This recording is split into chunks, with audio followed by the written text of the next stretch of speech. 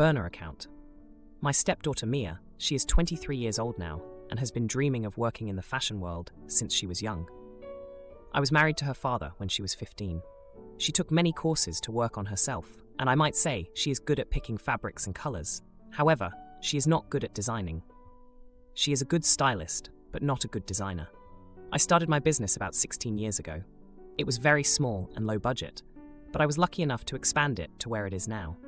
Still not the biggest company out there, but big enough in my region. Part of my expansion plan was to hire other young designers, so my team and I are quite selective of who gets the job and who doesn't, because the designs are products we sell, so they have to be good and passed by the judgment board, which also means I am not the sole judge who gets to choose. While I most definitely can, I prefer to hear what others have to say and decide with them. My husband asked me to have Mia as a designer in my company.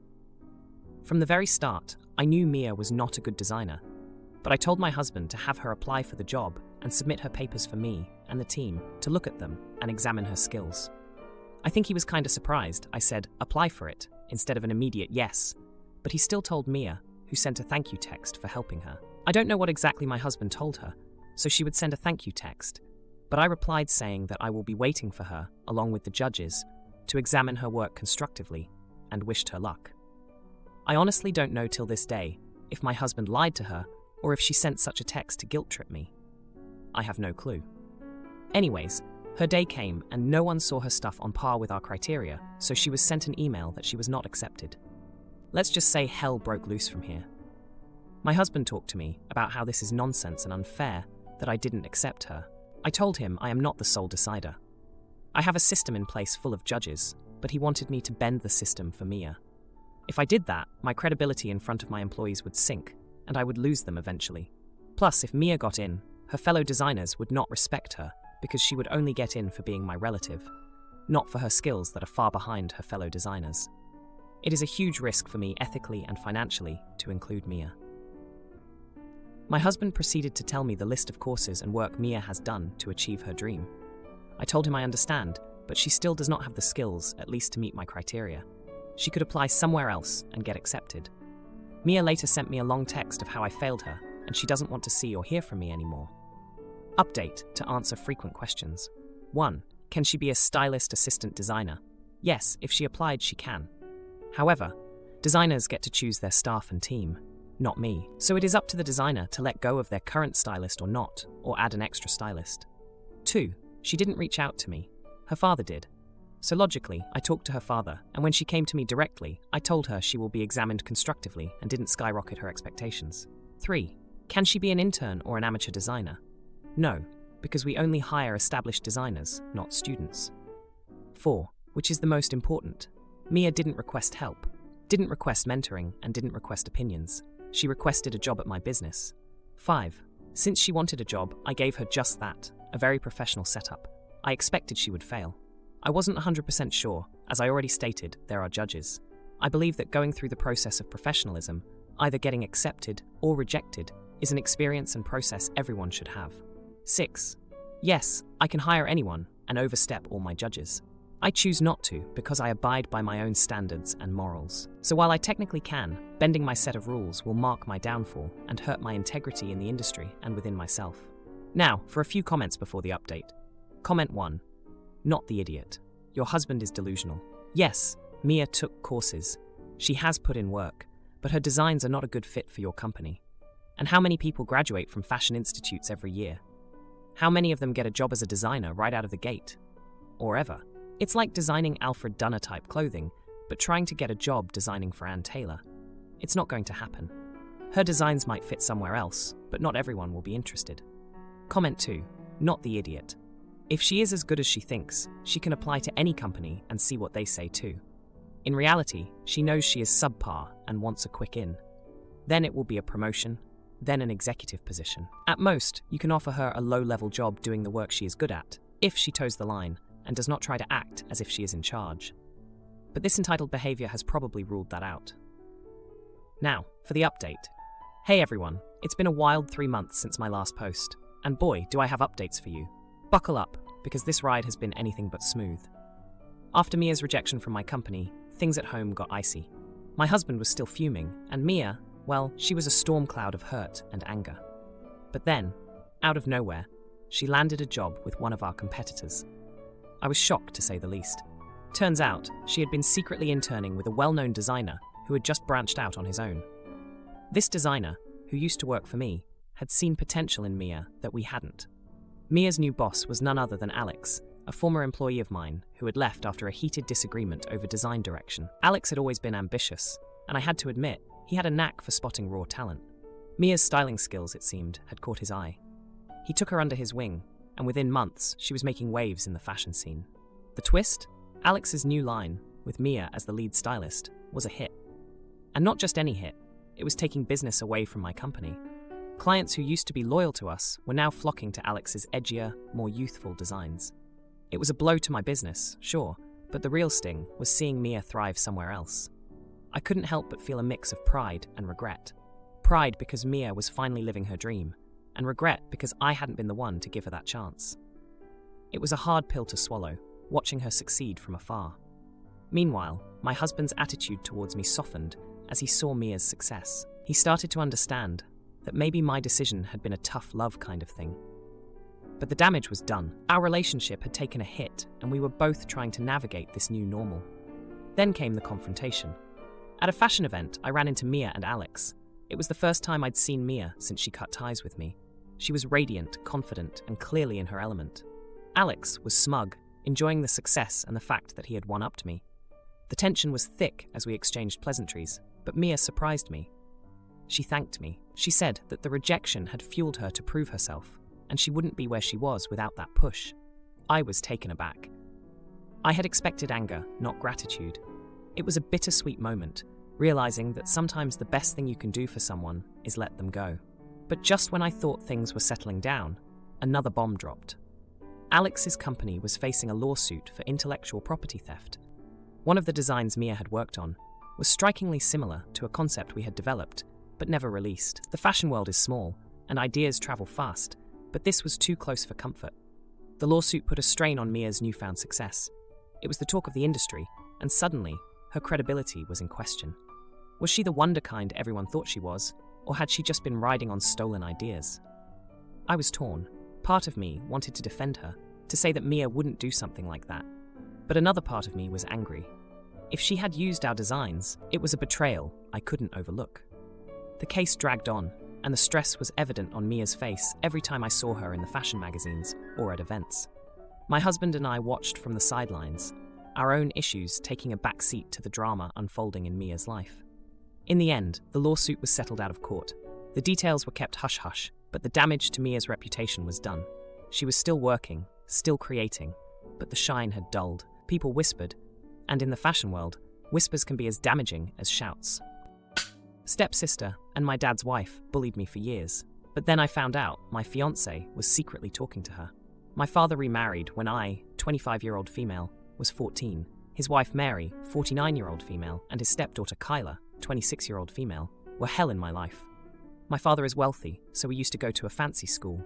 Kyla was very mean to me, and I had a hard time to the point that I had to move to another school because I couldn't take it anymore. Once she convinced my father and Mary that I was pregnant, it was so embarrassing because I was still a virgin, and yet she and Mary convinced my father that I should do a pregnancy test. After it came negative, she told some of her friends at school. She was 1 year ahead of me, that I had a baby, living. The bullying was non-stop. She would do anything to make my life miserable. Once she paid one guy at school to start a rumor that I performed oral intimacy on him during class. When I was already going to another school, she told everybody at my old school that I left because I was caught stealing at the mall and I was in a youth detention center. My parents had split custody, so I used to spend 1 week with my father and 1 with my mom. After 2 years of hell, I told my father that I wouldn't stay at his place anymore, and our relationship was reduced to 2 weekends a month. My relationship with my father was non-existent during college days. He would send me money and call me once every month, and that was it. I went to his house 1 or 2 times during my 5 years in college. I started dating my fiancé Louis, 26-year-old male, 4 years ago, and I only introduced him to my father after more than 2 years of relationship. I am getting married this spring, and we are going to marry at the beach in another country in Europe. Both of our families are wealthy, and we decided to offer the stay at the hotel to our guests, and they'll pay only for their tickets. Because of that, we decided to settle on a small number of guests, around 80, and of course Kyla is not one of them. The wedding planning started 3 months ago, and my father knew that I wasn't going to invite Kyla. However, he flipped out now and said that I need to invite her. I said that I'm not going to invite a person that I don't have one single good memory of to such a big day. We have been fighting about that since then. This past week, he told me that I shouldn't count on his money if Kyla isn't invited, and my mom said, fine, I'll pay for everything then. After that, he said that he's not coming to the wedding without Kyla, and I replied, fine. My grandma and aunt are trying to convince me to invite Kyla for the sake of our family, but to be honest, I am not even sure if we are a family. Am I the jerk for not inviting a person who bullied me for years to one of the biggest days in my life? Edit. I just want to say thank you to everyone.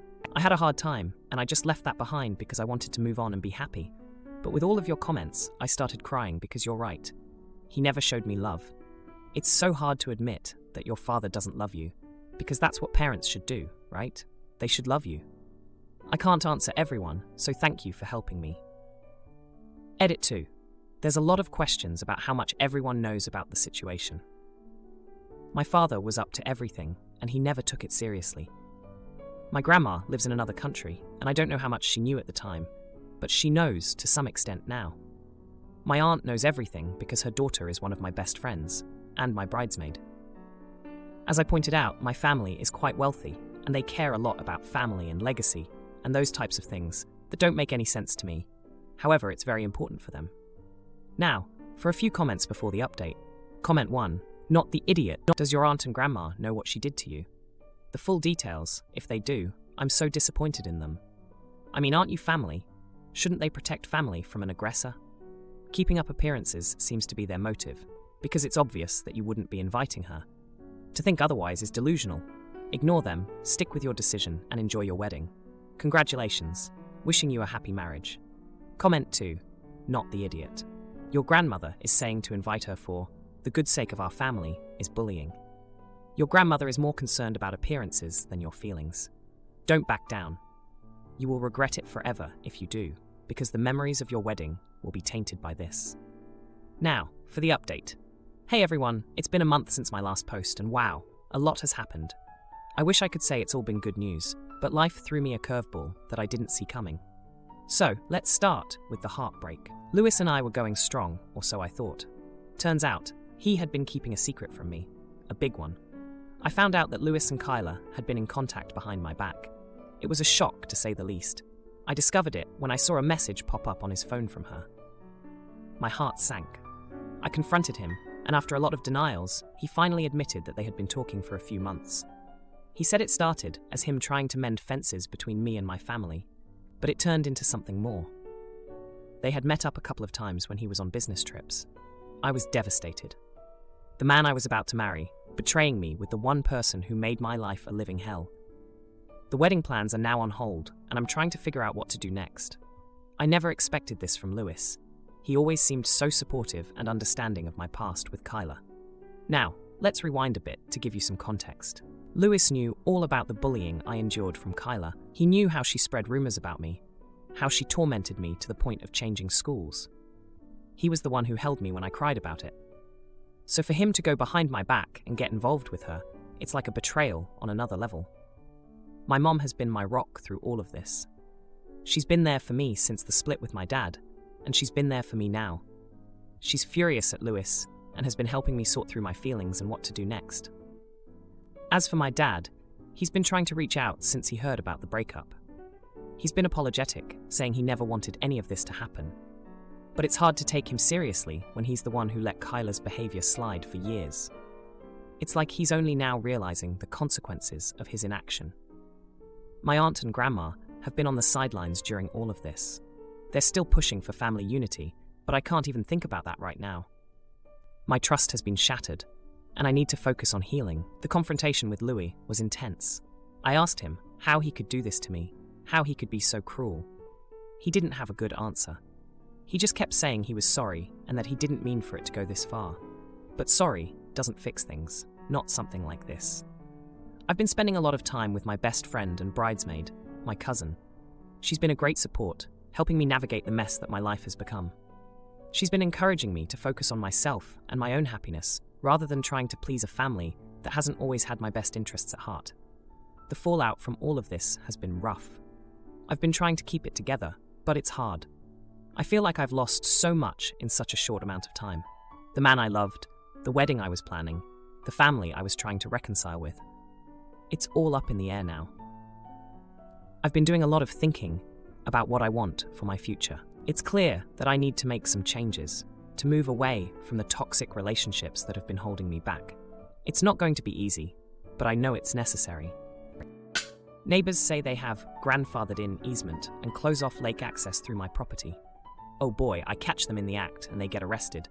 Now the community is torn. Some apologize, but others, oh boy. This started over the summer and is continuing, so I'm seeking some insight. I don't need legal advice, I have an attorney. I purchased an estate property. By the time the owners passed, they hadn't lived on site for almost a decade.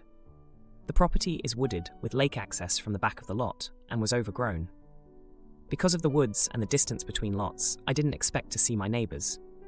But at first, I had people stopping by, telling me how great it was that I was cleaning up and renovating the property. I work from home, so it was nice to meet the people living nearby. Everything was fine until the last steps. Pouring a concrete pad for my van and finishing the fencing. I hadn't moved in yet, but once the extra driveway and pad were added, I parked my van. When I returned for the final move-in, there was a massive gouge down its length, as if someone had squeezed another vehicle by or dragged something else large by it. Anyway, I moved myself and my dog in. Because of the dog and the incident with the van, I closed my gates. By doing so, I closed access to the lake through my property. Immediately, I learned that the neighbors have been using my driveway to get to the water for a while, as the old owners were either never here or didn't care. I started getting notes and knocks on the door about the problem I caused. I don't mind the occasional neighborhood kid knocking, but this was non-stop, 3 to 4 groups a day, and they were not always polite. I was asked to move my van and vehicles so people could back boats down the drive. I'm now assuming that's how my van got gouged. I explained the dog and reasons for having a fence, but have been met with criticism that I'm changing how things have always worked around here. The last straw was people opening the gate on their own and then getting upset. My dog was loose. I acted by putting up a no trespassing sign, a sign indicating a dog on site, cameras, locks, and an intercom by my door. So when people ring, I can tell them I'm working and don't have to come down to the door. Even though the summer season is over, I'm still getting notes and voicemails telling me that access to the lake is grandfathered in, as the previous owners allowed it, and it's been going on forever. These are coming from 2 houses, a woman in her 50s and a couple about the same age, who claim they represent the Homeowners Association.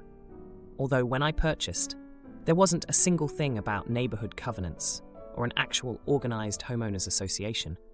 Sometimes the communication takes on a more formal approach. Other times it informs me how bad of a person I am for ruining the neighborhood. My attorney assures me this neighbor-proclaimed easement is absolutely not a thing. He's done the legwork, but these are people I'll presumably be living nearby for a long time, and I'd prefer to be cordial. Am I the idiot for changing up the neighborhood vibe? ETA. I absolutely know I'm in the legal right. This is not that, rather an ask from a personal AH perspective. Now, for a few comments before the update. Comment 1. I bought a house on a river. There is a natural pool at the end of the property. Moved in, and random fishermen would stroll by and wave as they passed me in my backyard. One day, they walked back up from the river and asked me if they could store some fishing poles in my shed. I gated the property. For a while, they would ring the doorbell and ask me to unlock the gate. I never did, and it eventually stopped. There are other access points that require more effort, but are public. Comment 2. Not the idiot. My attorney assures me this neighbor-proclaimed easement is absolutely not a thing. He's done the legwork. Frick trespassing. I parked my van. When I returned for the final move-in, there was a massive gouge down the length of it, as if someone had squeezed another vehicle by or dragged something else large by it. These are not people worth being given an inch of goodwill. Now, for the update. A lot has happened since my last post about the estate property I bought. I thought things would settle down after the summer, but boy was I wrong. The first day after my last update, I caught the woman in her 50s, let's call her Karen, on one of my new cameras. She was at my gate, trying to talk to my dog through the fence. She didn't notice the camera at first, but when she did, she gave it the dirtiest look you can imagine. Later that day, I found a note in my mailbox from her, saying that I was being unneighborly and that I should think of the community. The next day, the couple, who I'll call Bob and Sue, came by. They were more aggressive than Karen. They banged on my gate and demanded I come out. When I didn't, they started shouting about how I was ruining years of tradition. I used the intercom to tell them I was busy working and couldn't talk. They left, but not before Bob kicked the gate hard enough to leave a dent. That evening, I was out walking my dog when I bumped into Karen. She tried to sweet-talk me, saying how she understood my concerns, but that I should be more flexible. She even hinted that if I let them use the lake access, they could make my life here much easier. I didn't bite, and she left in a huff. The following day, things got even crazier. I was inside when I heard a commotion outside. I checked the cameras and saw Bob and Sue trying to cut the lock on my gate with bolt cutters. I called the police, and they arrived just in time to catch them red-handed. They were taken away in handcuffs, and I thought that would be the end of it. But no, later that night, Karen came by again. This time, she was crying, saying that Bob and Sue were her best friends and that I had gone too far by getting them arrested. She begged me to drop the charges, saying that we could work something out. I felt a little bad for her, but I stood my ground. I told her that I couldn't just let people vandalize my property. The next day, I found out that Bob and Sue were part of the homeowners association that didn't really exist. They had been the ones leading the charge against me, and with them gone, the rest of the neighbors started to back off. I even got a few apologies from people who said they didn't know the full story. But the bittersweet moment came when I learned that Karen had been the one who had scratched my van. She confessed to me, tears in her eyes, saying she was just trying to make a point about the lake access. She offered to pay for the damages, and I could tell she was genuinely sorry. I accepted her offer, but it was a reminder that even though things were calming down, there were still hard feelings. If you liked this video, you'll probably like these too. Also, while you're here, please consider subscribing. It's your support that keeps this channel alive and allows me to make better and longer videos. Have a great day.